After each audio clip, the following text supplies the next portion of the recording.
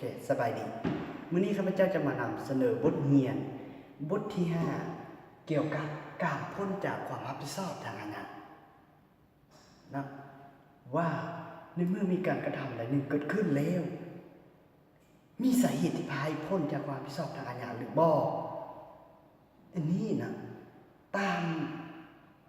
หลักการแล้วทางกฎหมายอาญาแล้วก็หมายความว่าในเมื่อมีการกระทำผิดแล้วต้องมีความรับผิดชอบทางอาญาเท่านั้นจะบ่มีการยกเว้นนะแต่ก็มีบางกรณีที่กฎหมายให้กันยกเว้นมันก็บ่ต่างอย่างกับว่าในชีวิตตัวจริงของเรามื้อนึงกินข้าว3 คาบ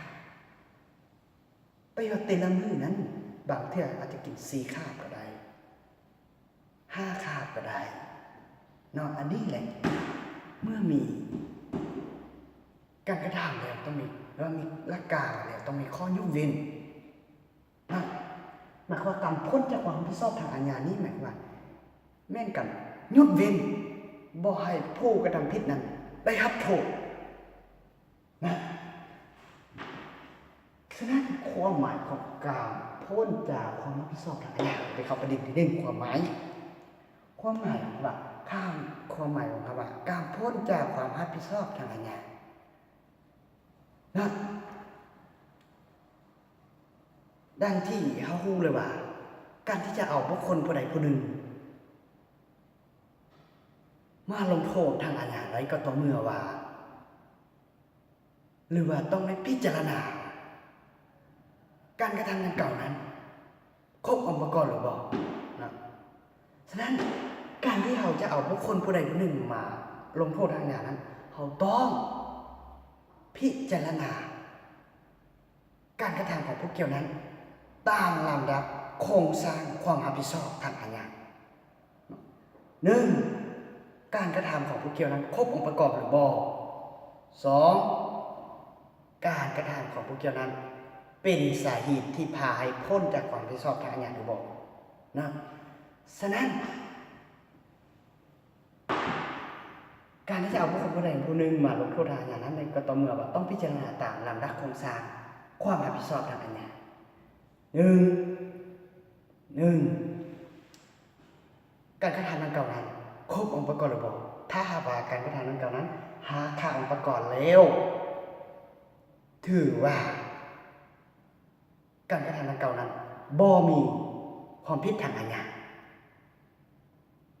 ในเมื่อที่ว่าบ่มีความผิดทางอาญาแล้วบ่จำเป็นที่จะต้องไปพิจารณาขั้นตอนที่2ก็คือสาเหตุที่พาให้พ้นจากความรับผิดชอบทางอาญาเนาะถ้าว่าการกระทำนั้นก็นั้นห้าขาดองค์ประกอบทางอาญาแล้วบ่จำเป็นที่ต้องไปพิจารณาขั้นตอนที่2แต่ถ้าว่าเมื่อพิจารณาแล้วเห็นว่าการกระทำดังกล่าวนั้นครบองค์ประกอบทางอาญาแล้วต้องได้ไปพิจารณาขั้นตอนที่2ว่าการกระทำดังกล่าวนั้นเป็นการกระทำที่หรือว่าตรงไหนสาเหตุที่พาให้พ้นความรับผิดชอบทางอาญาหรือบ่เนาะฉะนั้นความหมายว่าการพ้นจากความรับผิดชอบทางอาญานี่ก็หมายความว่าถึงว่าการกระทำนั้นจะครบองค์ประกอบทางอาญาก็ตามถ้าหากว่าเป็นการกระทำที่กฎหมายยกเว้นแล้วถือว่าการกระทำดังกล่าวนั้นจะบ่มีความผิดทางอาญาเลยก็จะบ่ได้ลงโทษทางอาญาก็บ่ได้รับโทษทางอาญานะเส้นว่าการกระทำนั้นกฎหมายอาญาได้กำหนดในมาตรา18มีเป็นสาเหตุต้นตกถ้าว่าการกระทำที่ว่าใดที่ตกในเป็นสาเหตุนี้แล้วถือว่าเป็นสาเหตุที่พาให้พ้นจากความรับผิดชอบทางอาญาเนาะฉะนั้น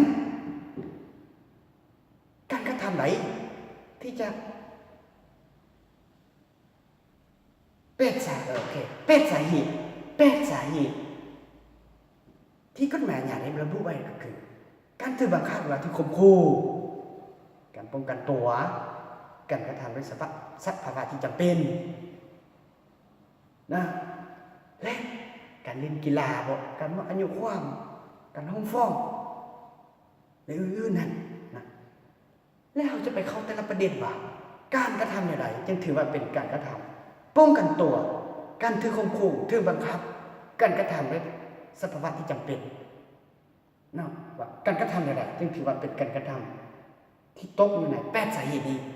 นะไปเข้าประเด็นที่1การกระทำว่าการถือบังคับและการถือข่มขู่สาเหตุที่1การถือบังคับและการถือข่มขู่หมายความว่าการกระทำใดหนึ่งที่กระทำไปด้วยกันถือบังคับและถือข่มขู่ของบุคคลอื่นแสดงว่าหรือว่ากฎหมายจะถือว่าเป็นการพ้นจากความรับผิดชอบทางอาญาหรือว่าจะบ่ได้รับโทษทางอาญาเนาะแต่ว่า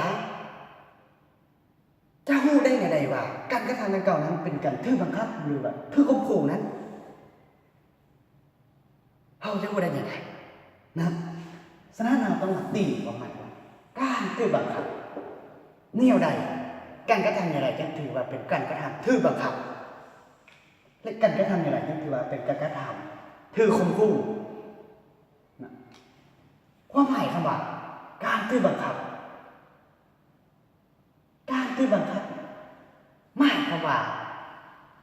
เป็นการกระทำที่ถือบังคับทางด้านห่างไกลเป็นการกระทำที่บังคับทางด้านห่างไกลบ่มีความอิสระภาพนะอันนี้หมายความว่าการถือบังคับห่างไกลของคนเราโดยที่ว่าห่างไกลของเราถือบังคับบังคับผู้อื่นนะตัวอย่างคือบังคับทางห่างไกลอะไรตัวอย่าง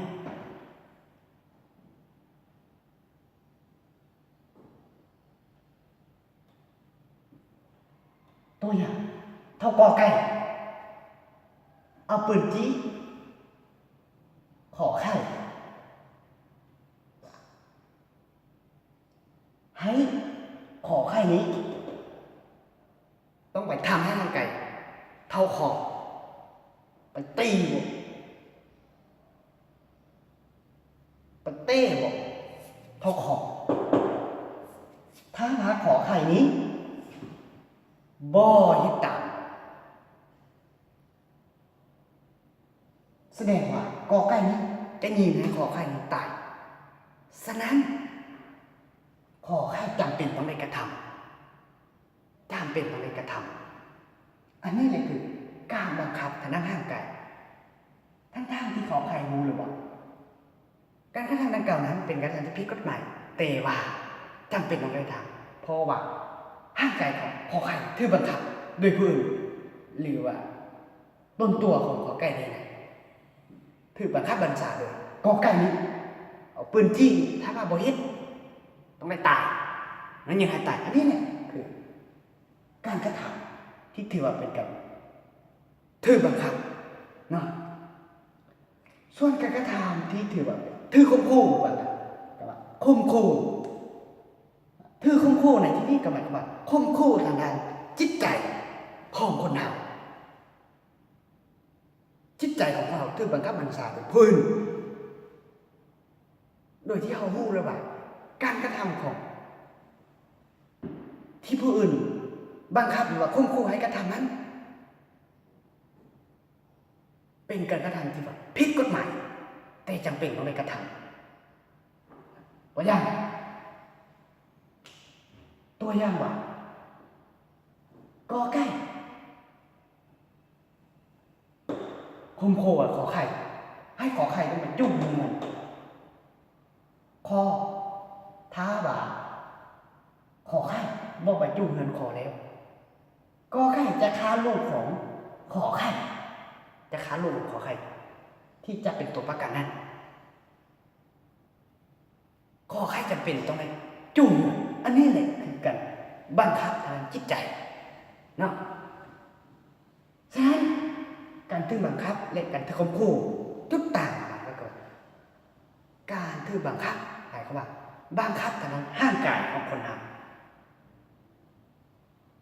การถือข่มขู่หมายว่าข่มขู่ทางจิตใจนะและกฎหมายให้บ่เอาโทษให้การกระทำดังกล่าวนี้ก็หมายความว่า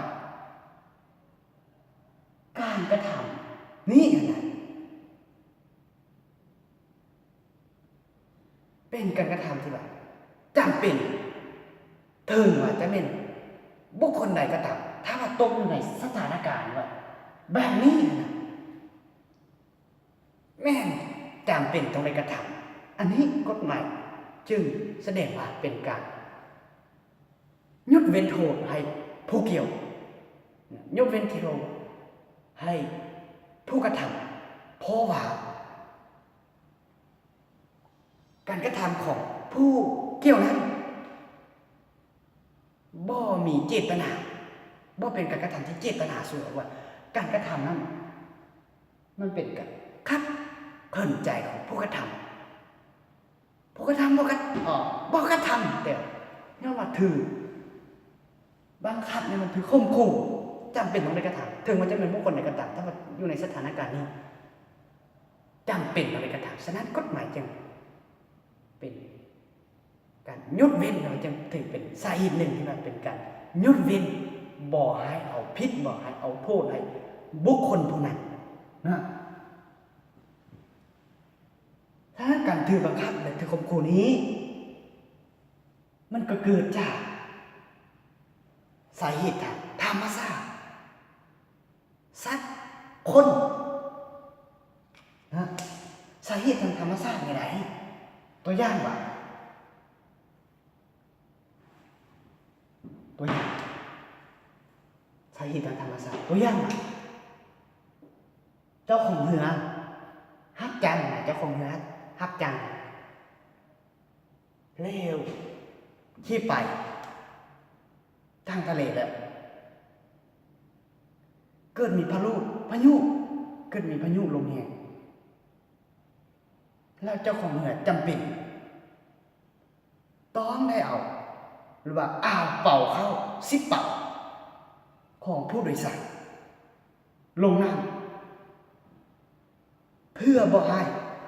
เรือนั้นจมลงน้ำแล้วล่มลงน้ำเพื่อจะเป็นการรักษาชีวิตของผู้โดยสาร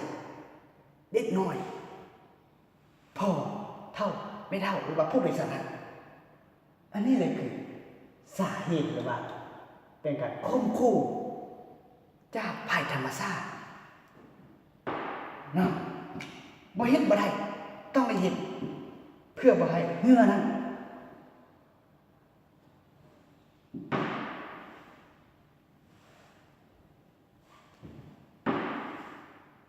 ล่มลงจมลงน้ำนะอันนี้เป็นสาเหตุหรือเปล่าภัยข่มขู่จากธรรมชาติส่วนเกิดจากสัตว์นี้เนี่ยนะภัยข่มขู่หรือเปล่าจากสัตว์ตัวอย่างว่ากอไก่ถือหมาไล่กัด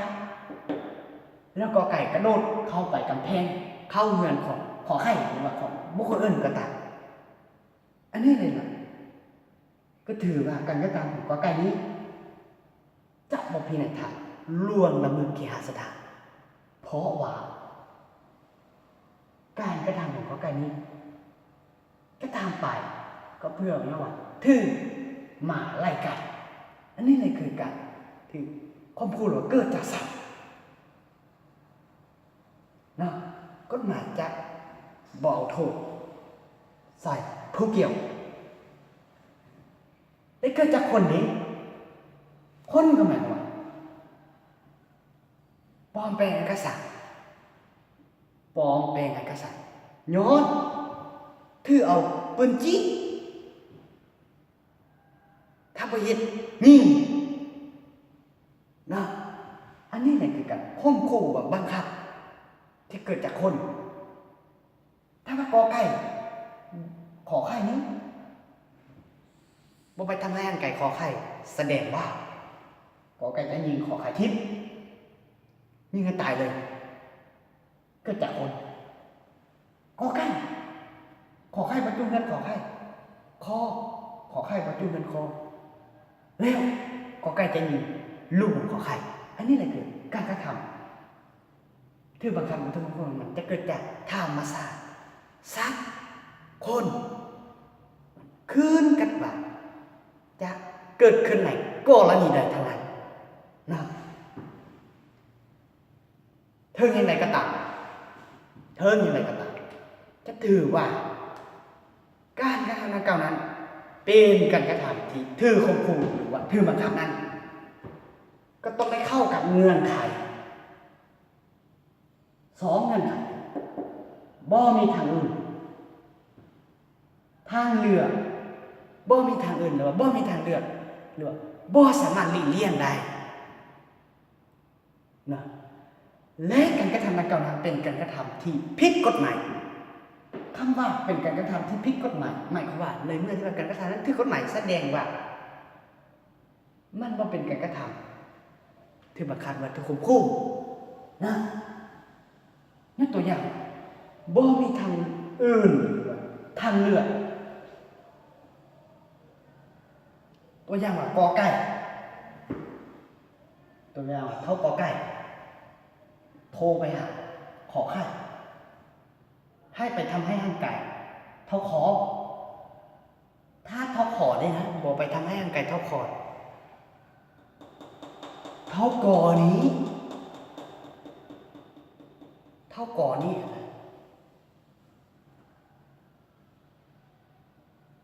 ถ้าค่าเท่าขอนี้ทิมไหนมือใดมือหนึ่ง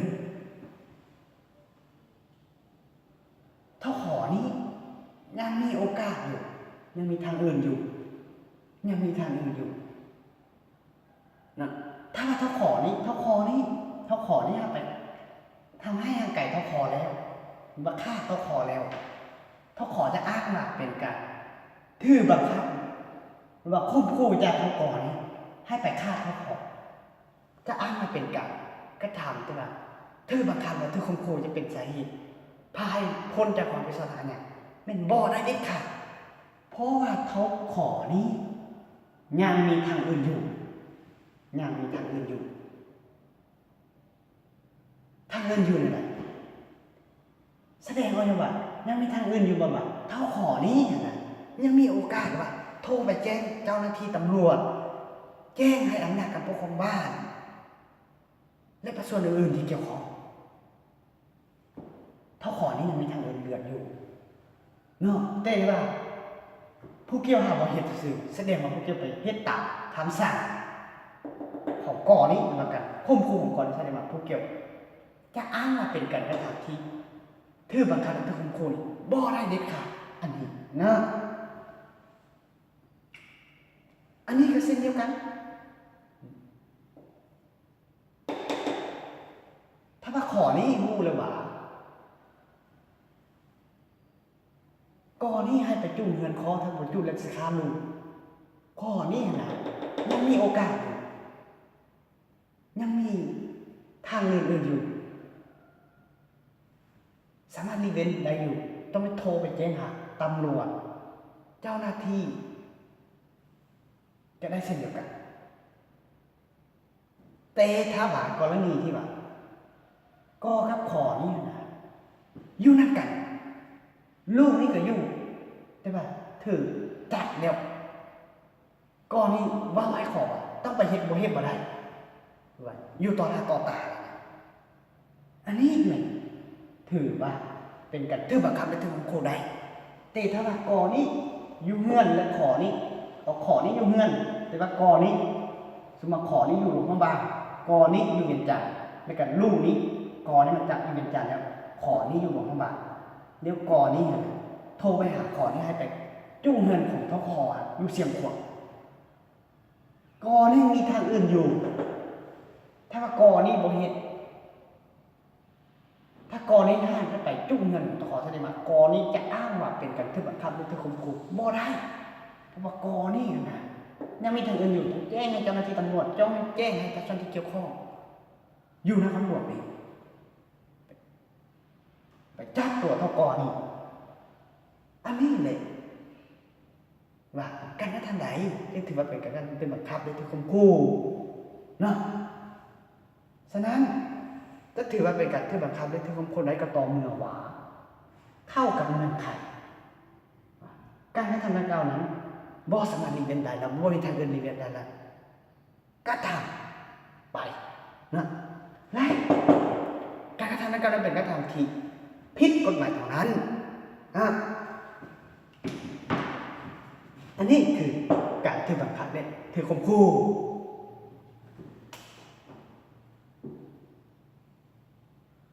การป้องกันตัวประเด็นที่สองการป้องกันตัวหรือว่าสาเหตุที่สองการป้องกันตัวนี้การป้องกันตัวการกระทำอะไรจึงถือว่าเป็นการป้องกันตัวนะ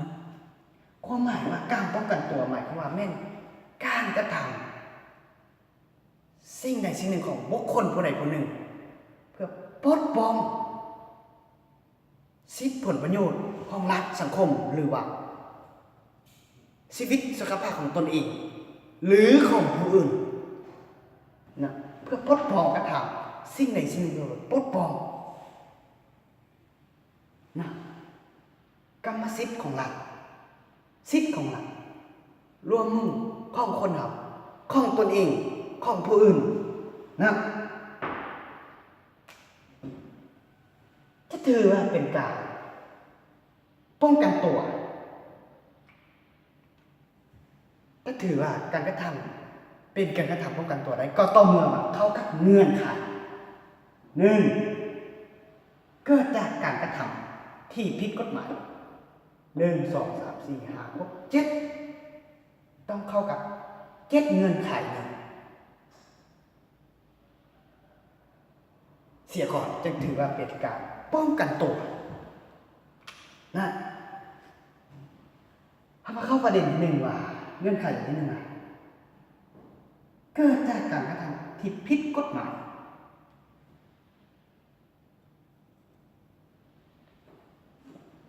การแสดงว่าการกระทำที่ผิดกฎหมายแล้วจะอ้างว่าเป็นการกระทำป้องกันตัวบ่ได้กระทำไปเพื่อป้องกันตัวบ่ได้เกิดจากการกระทำที่ผิดกฎหมายทั้งนั้นนะ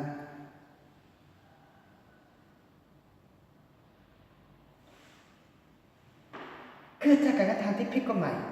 หมายว่าอะไรตัวอย่างว่าเท่ากอไก่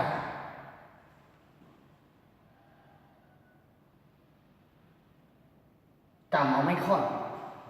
ซิมาตีเท่าขอไข่นี่แสดงว่าขอไข่นี่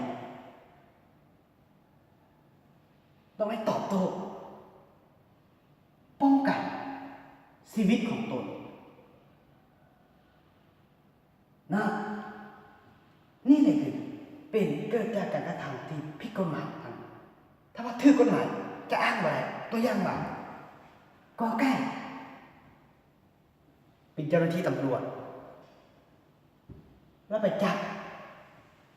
ขอไข่แล้วเล่นหนีขอไข่เนี่ยเป็นโจรคนขี้ลักแล้วเล่นหนีกอไก่นี่ก่อนตั้มแล้วขอไข่นี่เล่นบ่ทันเลยบ่พ้นจากการไล่ของกอไก่ของเจ้าหน้าที่ตำรวจนี่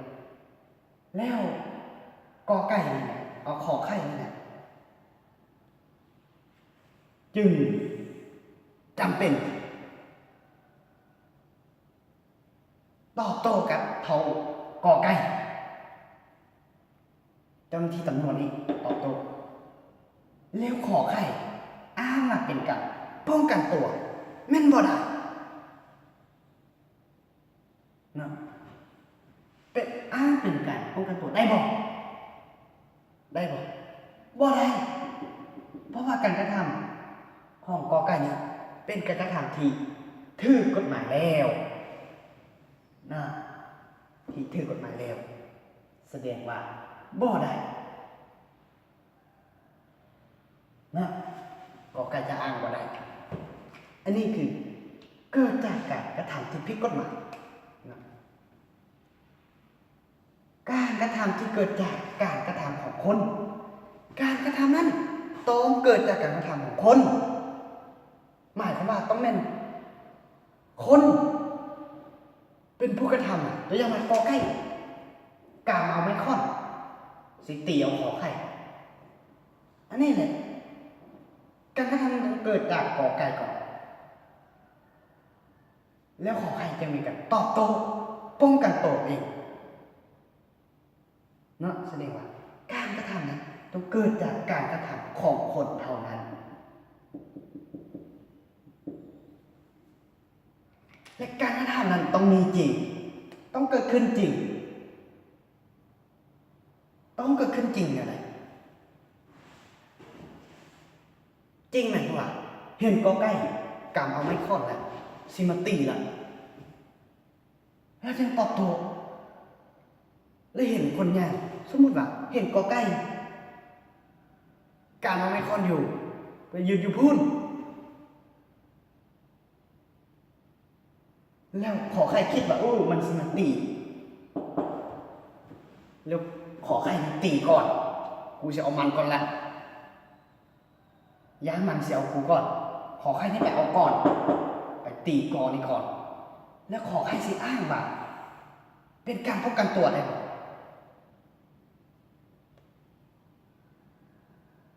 บ่ได้การกระทำนั้นหรือว่าการตอบโต้นั้นต้องกระทำไหนขณะที่บุญรุษเหล่านั้นนะ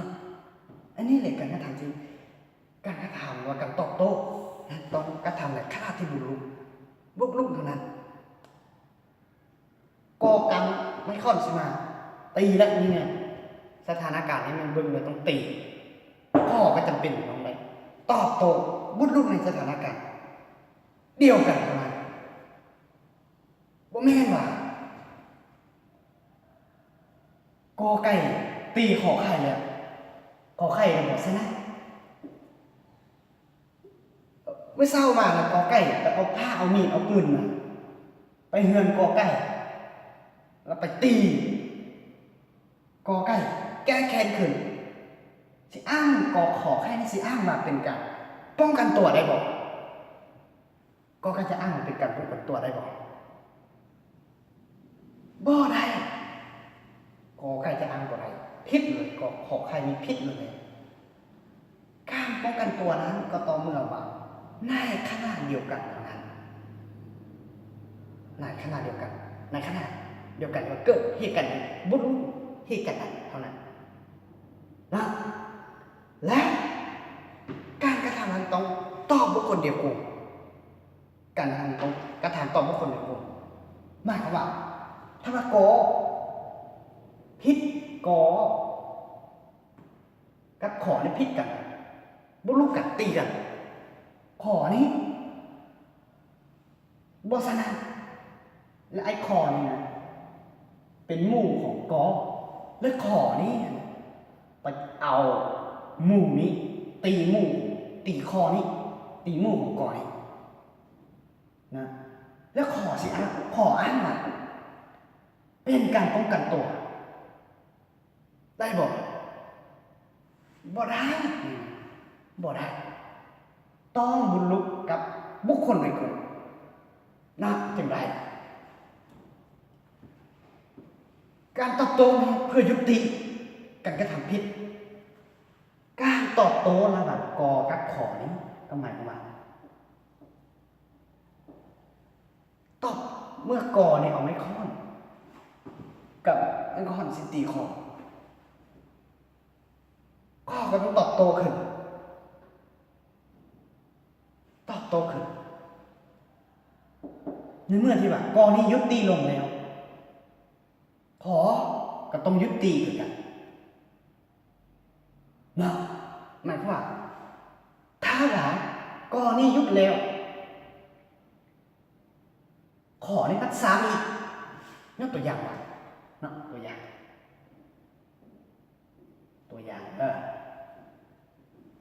ยุติลงตัวอย่างกอไก่เท่ากอไก่นี่กับขอไข่กอไก่มีไปถามนี่สิครับเท่าขอไข่ไปแล้วเกิดมีบอกแบบว่าไปแล้วเกิดความบ่เข้าใจกันเกิดมี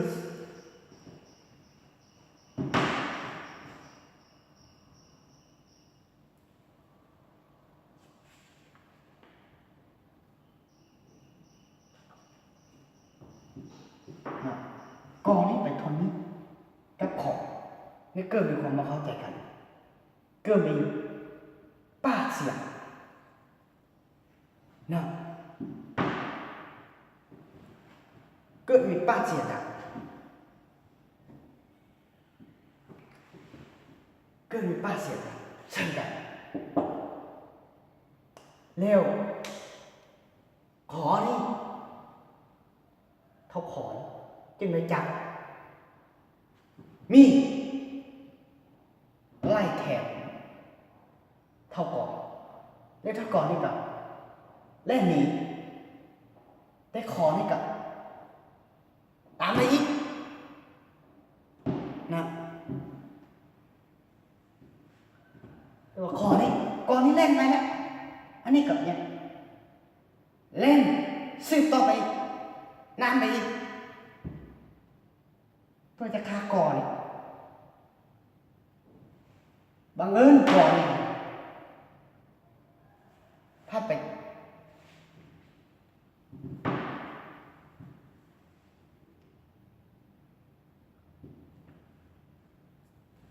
สักพักไปเตะแล้วไปเตะต่อไม่ละล้มก่อนล้มลงก่อนไปเตะต่อไม่ละล้มลงบังเอิญและขอใครเลยจริงโดดขึ้นขี่โดดขึ้นหน้าหรือขี่หน้าของก่อนี่แล้วเอามีดแทงหน้าของเอาของก่อแล้วก่อนี่ก่อไก่นี่จึงเอามือซ้ายของก่อไก่จับเอามือขวาที่ว่าก่อไก่จับมีดที่แทงแล้วก่อไก่มือขวาของก่อไก่เนี่ยจับเอาปืนอยู่เอวนี้ต้องใส่เอวของใส่ท้องใส่เอวของขอไข่นี่แล้วขอไข่นี่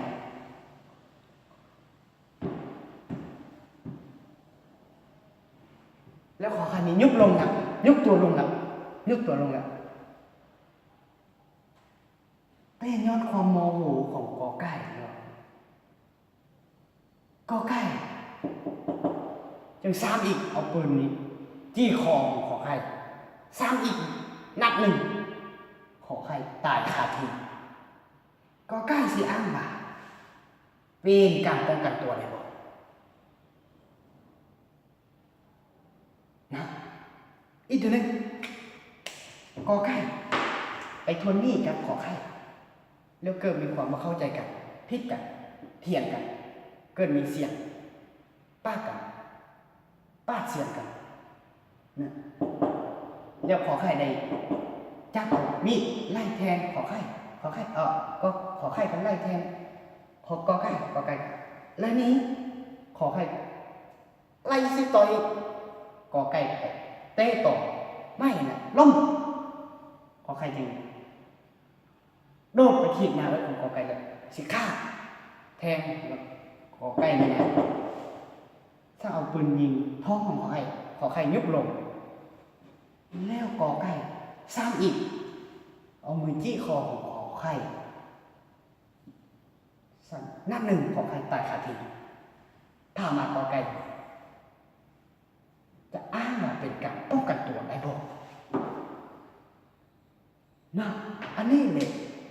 คือการตอบโต้เพื่อยุติการกระทำผิดการกระทำที่ผิดกฎหมายทั้งนั้นนะอันนี้เลยคือในเมื่อที่แบบการตอบโต้นั้นหรือว่าเหตุการณ์นั้นการกระทำที่ผิดกฎหมายนั้นยุติลงแล้วสองฝ่ายก็ต้องยุติเช่นเดียวกันเนาะอันนี้คือการตอบโต้เพื่อยุติการกระทำที่ผิดกฎหมายนะต้องยุติลงเครื่องมือต้องกำเกินกันเครื่องมือที่ใช้ในการตอบโต้นั้นต้องกำเกินกันหมายว่าเทียบเท่ากันนะตัวอย่างว่าปอใกล้การเอาไม้ค้อนสิตีขอไข่ก็จะต้องเอาไม้ค้อนคือกันหรือเอาก้อนหินคือกันเพื่อตอบโต้ขอไข่เอากอไก่เตะ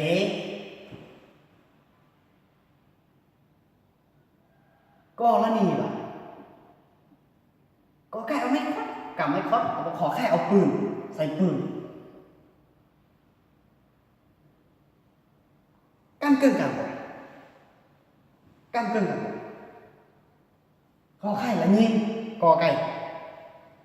ตายซ้ำขอไข่สิอ้างมาเป็นการป้องกันตัวได้บ่อันนี้เนี่ยเครื่องมือต้องกันเกินกันถ้าหากว่ากอไก่ขอไข่เอาปืนจะมายิงให้กอไก่ขาถ้าว่ากอไก่จะอ้างมาเป็นการป้องกันตัวได้บ่เนาะอันนี้คืออาวุธตรงกลางกึ่งนะแสดงว่าถ้าว่าก็แค่เอาไม้ค้อนขอใครก็ต้องเอาไม้ค้อนมาเอาก้อนหินนี่อย่างไรอย่างอาวุธตรงกลางกึ่งลือว่าก็แค่เอาไม้ค้อนขอแค่เอาปืนไปอย่างแต่ต้องไปตอบโต้อย่างสมเหตุสมผลเท่านั้นนะถ้าว่าให้ยังไงก็การเสียชีวิตก็แสดงว่าป้องกันเกินขอบเขตจะพาให้กันเพิ่มความรับผิดชอบอย่างไรนะอันนี้แหละคืออาวุธตรงกลางเกินกันนะ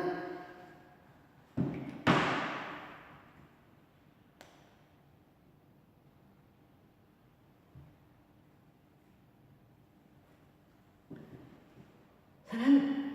จะถือว่าเป็นการป้องกันตัวจะถือว่าการกระทำใดหนึ่งเป็นการกระทำป้องกันตัวได้ก็ต้องเมื่อว่าเข้ากับเงื่อนไข7เงื่อนไขเกิดจากการกระทำนั้นเกิดจากการกระทำที่ผิดกฎหมายการกระทำมันต้องมีจริงต้องตอบโต้ในเวลาที่บุกรุกและป้องกันในเวลาในขณะที่บุกรุกการกระทำมันต้องเกิดจากคนอาวุธต้องกำเกินกันการกระทำนั้นต้องยุติตอบโต้เพื่อยุติการกระทำที่ผิดกฎหมายนะต้องเข้ากับเงื่อนไข7เงื่อนไขจึงถือว่าเป็นการป้องกันตัวนะ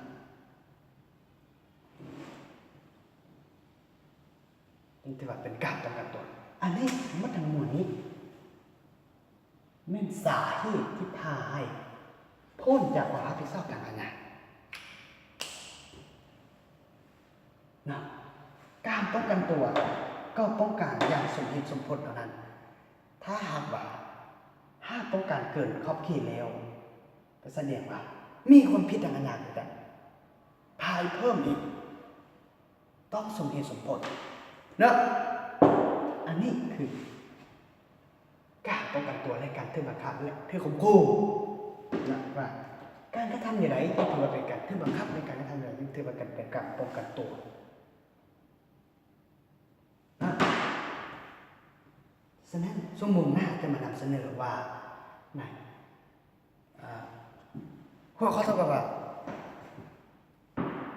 การ การกระทำด้วยความจำเป็นหรือสภาวะที่จำเป็นเนาะการกระทำด้วยสภาวะที่จำเป็นการปฏิบัติตามวิชาชีพนะการปฏิบัติตามคำสั่งการยื่นกีฬาอนุความในการคุ้มครองอย่างอยู่สาเหตุวันนี้จะอธิบายในส่งสาเหตุฉะนั้นสมองหน้าจะมานำเสนอ6 สาเหตุนั้นนะขอบใจขอขอบใจ